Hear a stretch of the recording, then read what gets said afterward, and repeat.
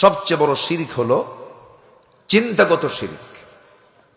যারা মনে প্রাণে বিশ্বাস করে যে নামাজ পড়বো, রোজা রাখবো, কিন্তু আল্লাহর আইন দিয়ে সমাজ চালাতে পারবো না, ওটা অচল, ও হচ্ছে সবচাইতে বড় মুশরিক।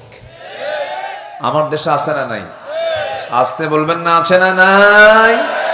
ওরা বলে আমরা ব্যক্তিগত জীবনে ইসলাম মানবো, কিন্তু অন্য জীবনে ইসলাম মানার দরকার নাই।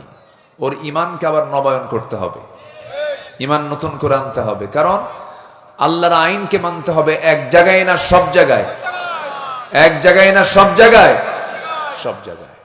কেউ 25 বছর, কেউ 16 বছর, কেউ 9 বছর, মাঝখান দিয়ে মঈনুদ্দিন ফখরুদ্দিনরা কয়েক বছর। সবাই মুসলমান ছিল, দেশ চালাইছে, কিন্তু ইসলাম দিয়ে কেউ দেশ চালায় নাই। কেউ কি ইসলাম দিয়ে দেশ চালাইছে? আমরা আগামীতে যা দেখতে চাই, অন্য কিছু দেখতে চাই না।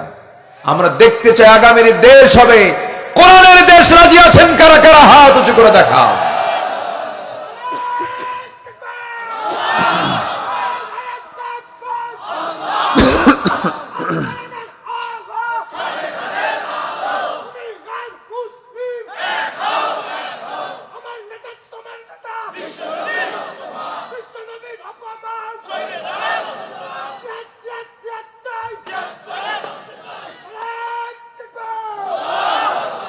আল্লাহ কবুল করুন, জোরে বলে আমিন।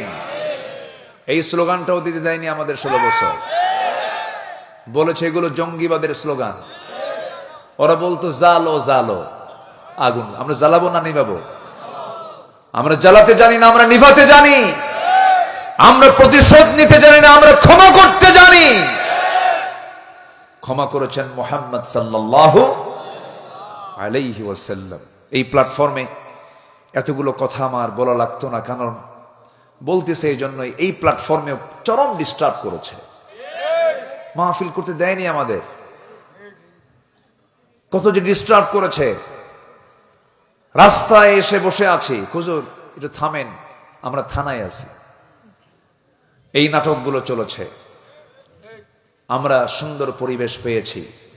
যারা ভুল করেছেন তওবা করে ফিরে আসুন, ঠিক কিনা? ভুল যদি মনে করেন তওবা করে ফিরে আসুন। ইসলাম তওবার রাস্তা বন্ধ করেছে না খোলা রেখেছে?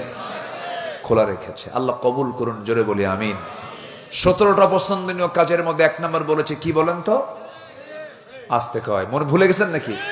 কিসের গুনাহ বলেন, কিসের গুনাহ? শিরকের কাছে আমরা যাব না, জোরে বলি ইনশাআল্লাহ। শনিবারে বাঁশ কাটা যাবে না, সকালবেলা বাকি দেওয়া যাবে না, বিয়ের দিন বৃষ্টি হলে সারা জীবন ওর চোখের পানি ফুরাবে না। আছে নাকি এগুলো? এগুলো শিরক। এগুলো কি বলেন তো? ট্রাকের পিছনে ছেঁড়া জুতা ঝুলায় রাখে, ট্রাকের পিছনে।